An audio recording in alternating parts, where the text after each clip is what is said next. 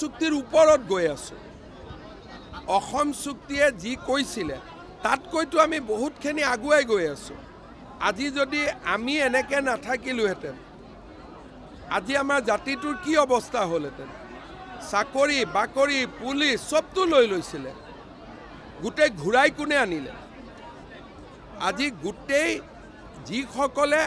নাটক কৰিলে তেওঁলোকেতো একো কৰি দিব নোৱাৰিলে কিন্তু আজি অসমীয়াৰ স্বাভিমান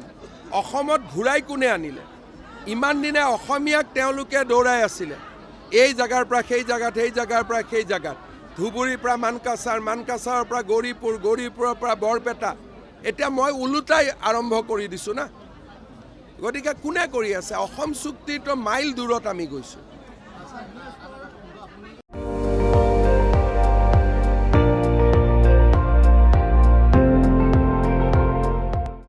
আপুনি চাই আছে ND24 সৰ্বশ্ৰেষ্ঠ নহয় সৰ্বোত্তমৰ দৌৰ